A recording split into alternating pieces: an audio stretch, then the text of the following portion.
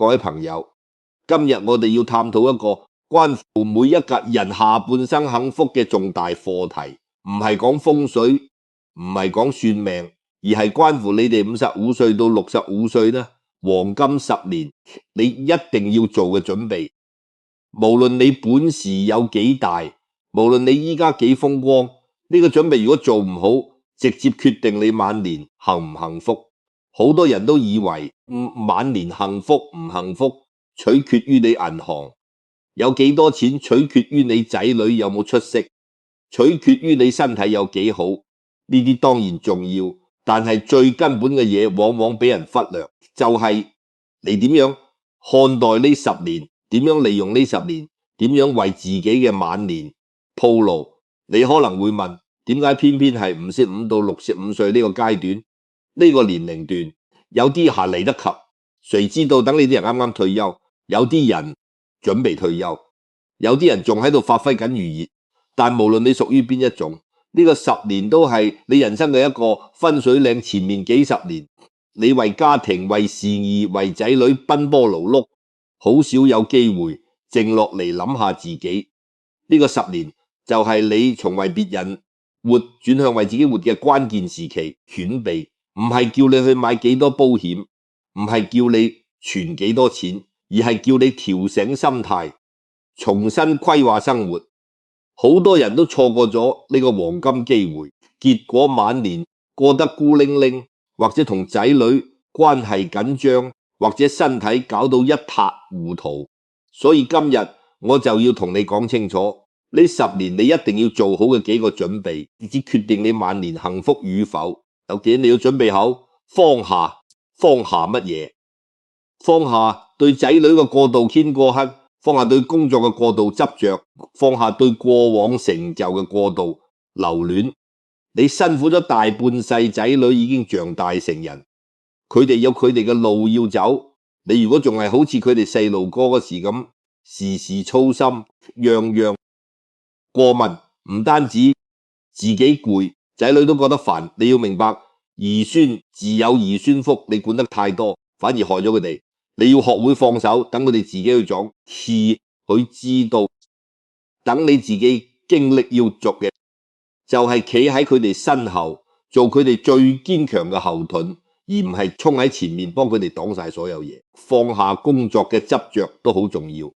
你奮鬥咗幾十年，可能已經做到高位或者事業有成，但退休之後，你就要識得將舞台交俾後生，唔好成日覺得公司冇咗你唔得。後生仔冇你指導就做唔好，世界係不斷向前嘅。你要相信後生人，有後生人嘅方法。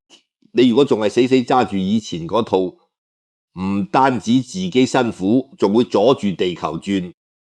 你要學會優雅地退場，將精力放喺自己身上，放喺家庭身上，放喺以前想做但未做嘅事身上，放下過往成就嘅留戀都係一樣。好多人退休之後成日掛喺嘴邊就係我以前點樣點樣，呢種心態好易令你停滯不。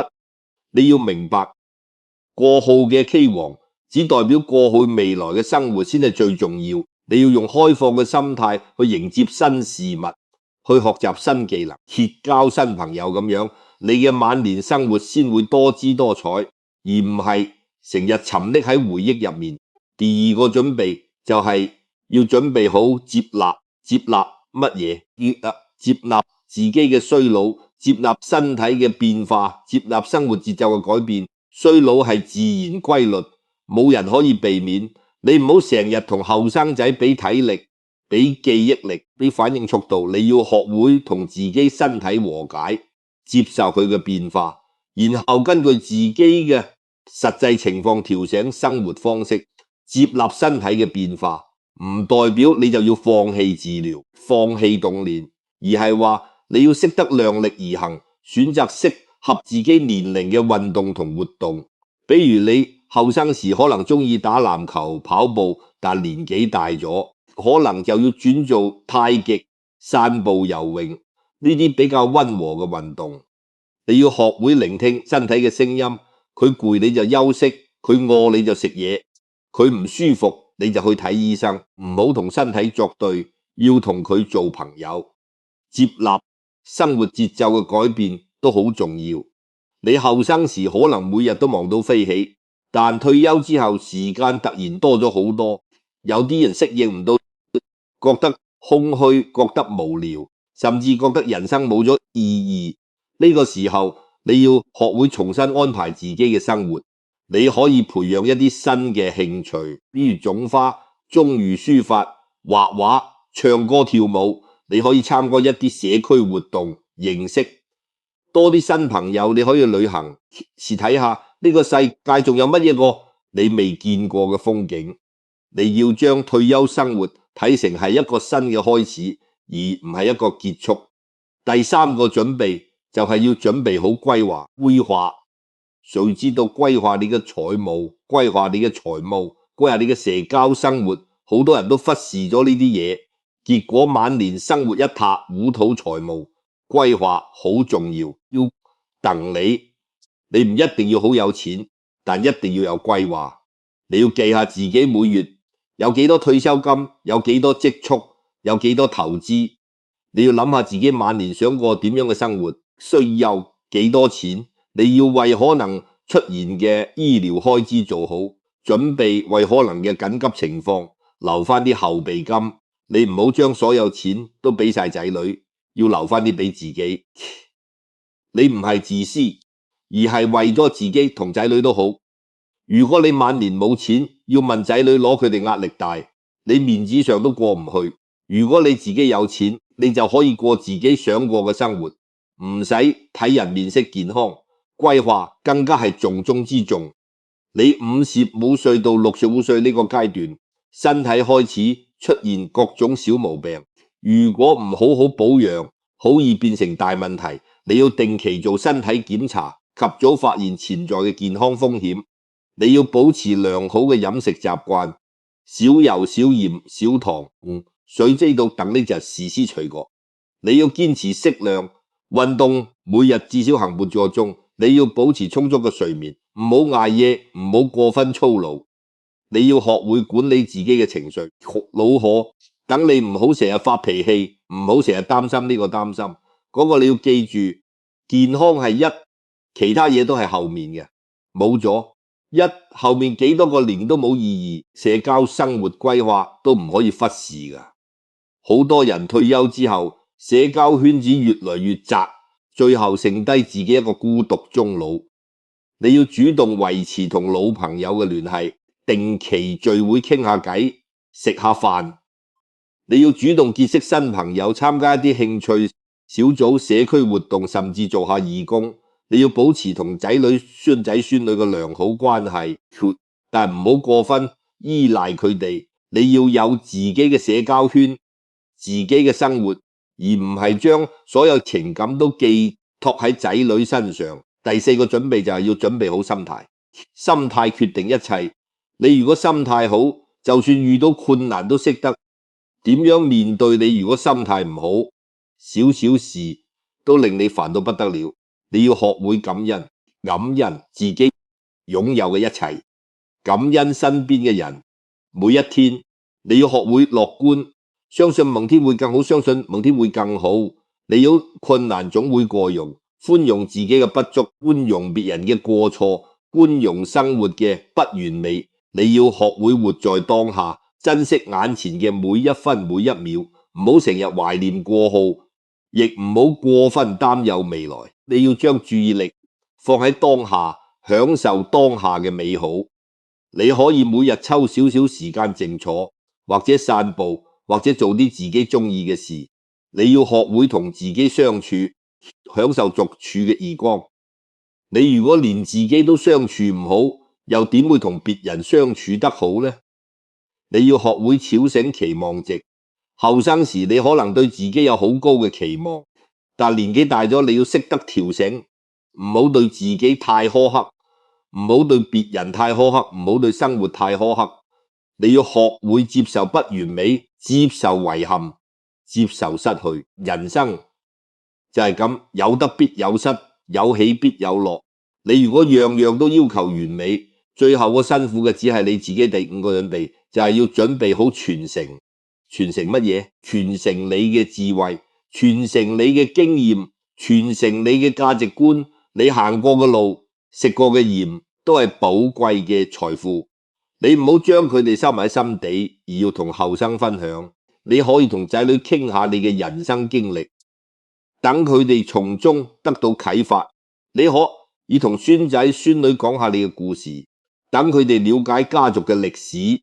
你可以將你嘅專業知識、生活技能傳授俾有需要嘅人，為社會繼續作出貢獻。傳承唔係單向嘅灌輸，而係雙向嘅交流。你分享自己嘅嘢時，都要聆聽後生嘅想法。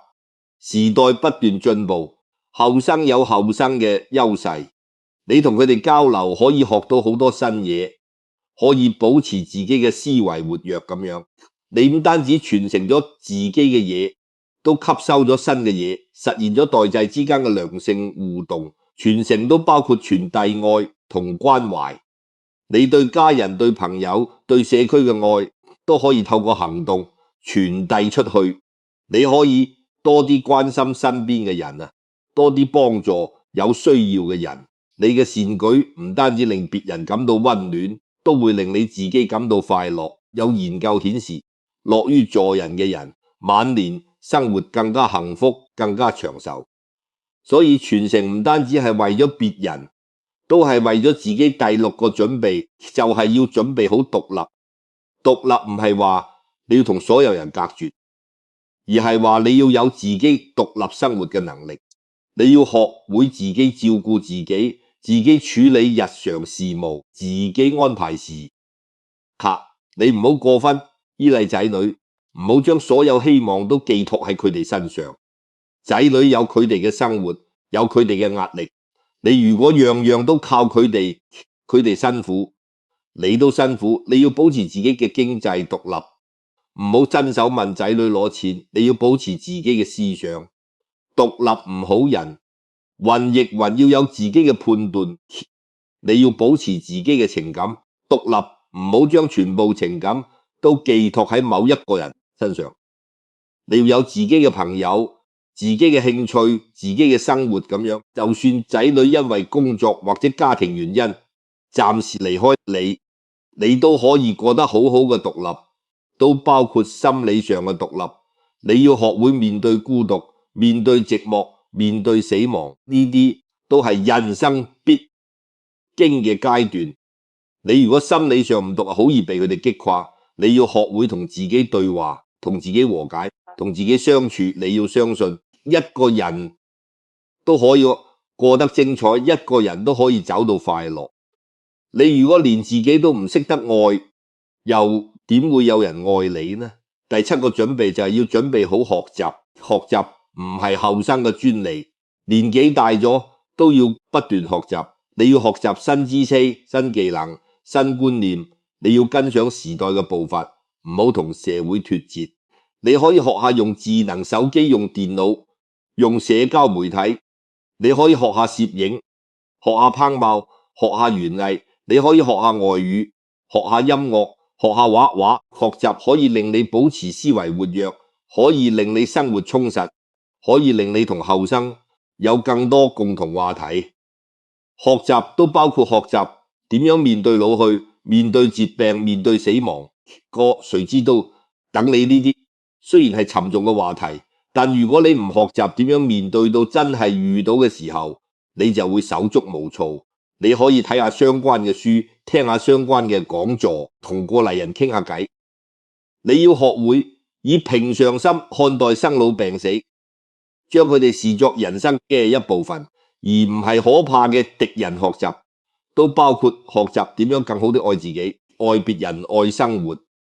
你後生時可能為咗生活奔波，冇時間好好愛自己。依家你有時間有精力，就要學會對自己好啲。你可以買啲自己中意嘅嘢，自己想去嘅地方，等好啲自己。你可以自己想做嘅事，你可以對家人好啲，對朋友好啲，對陌生人好啲。你可以用心感受生活嘅美好，感受大自然嘅美麗，感受人間嘅溫情。第8個準備就係要準備好放下過號，呢個同第一個準備有啲似，但更加深入。放下過號唔單止係放下對仔女、對工作、對成就嘅執着，更加係放下過號嘅傷痛、遺憾、怨恨。你人生幾十年，一定遇過唔少挫折，受過唔少傷害，有過唔少遺憾。呢啲嘢如果一直放喺心底，就會變你嘅負擔，影響你嘅心情，影響你嘅健康。你要學會原傷害過你嘅人，元老辜負過你嘅人，更加要元老自己。你唔好成日諗住以前邊個對你唔好，邊個虧欠咗你，你越諗心入面嘅怨恨就越深，最後受傷嘅只係你自己。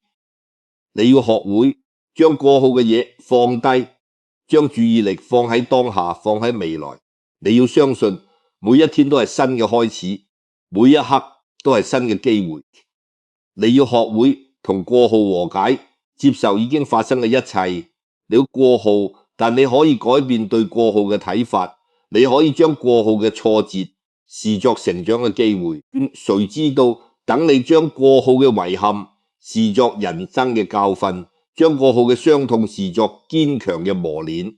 你如果能夠用呢種心態看待過去，你又會發現原來所有嘅經歷都係有意義嘅，都係為咗成就今日嘅。你第9個準備就係要準備好享受孤獨。孤獨唔一定係壞事，關鍵係你點樣看待佢。如果你將孤獨視作敵人，你就會覺得痛苦、無助、絕望。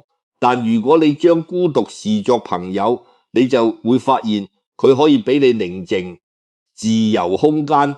你要學會享受一個人嘅時光，一個人睇書，一個人聽歌，一個人散步，一個人思考。呢啲時光可以令你更加了解自己，更加清楚自己想要乜嘢。你要學會同孤獨共處，而唔係逃避。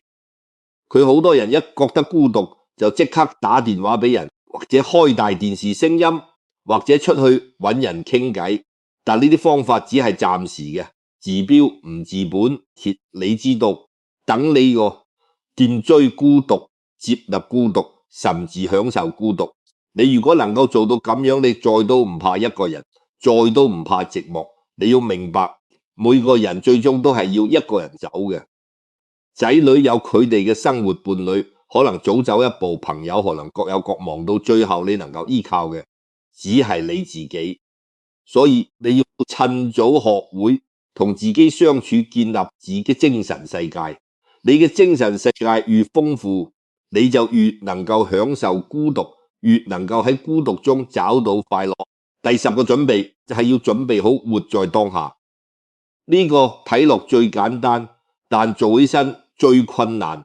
好多人成日都係活喺過去或者未來，而忽略咗當下。你成日懷念過去嘅美好，到話嚟得及，誰知道等你或者後悔過去嘅錯誤、不確定，或者憧憬未來嘅可能。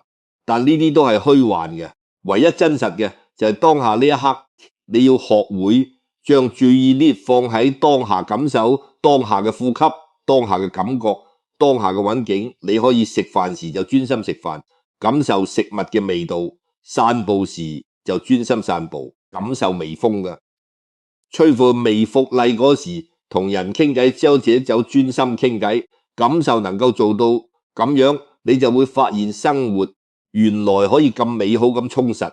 你要學會珍惜當下嘅每一分每一秒，因為時間一去不復返。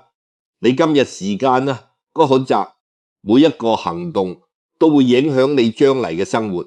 所以你要好好把握當下，做自己想做嘅事，愛自己想愛嘅人，過自己想過嘅生活。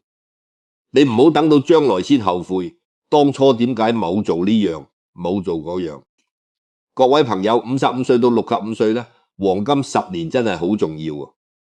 你如果能夠做好以上呢10個準備，你嘅晚年生活一定會幸福美滿。